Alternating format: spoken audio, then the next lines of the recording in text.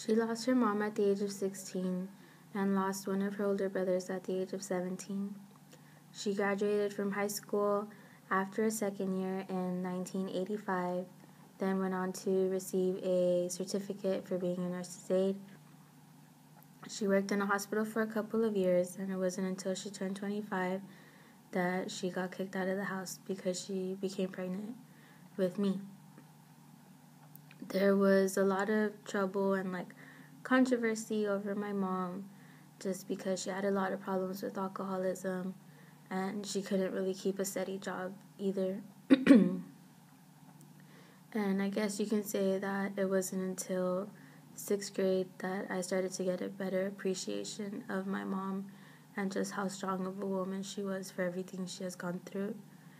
In 6th grade, my mom collapsed in front of a post office and was forced to go to an emergency room.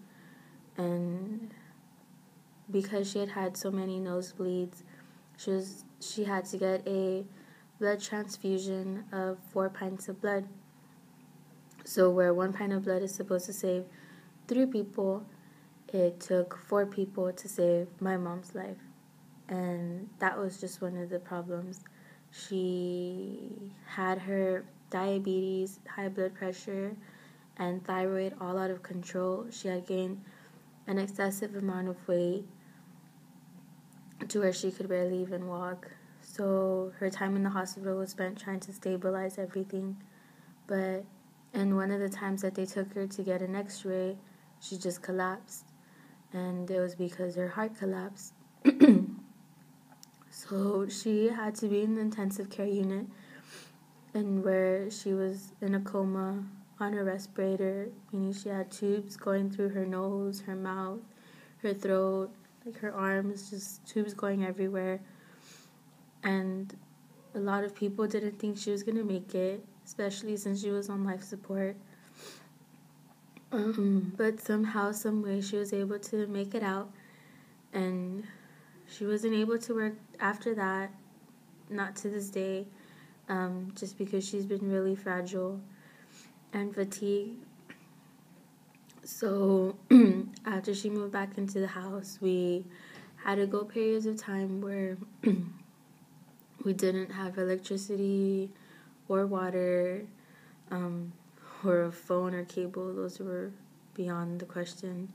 But after all of those things, I not once thought any less of her. I admired her strength and her charisma to always look towards a better future and always think that things were gonna get better, and think that no matter how hard we had it, that someone else could have it worse.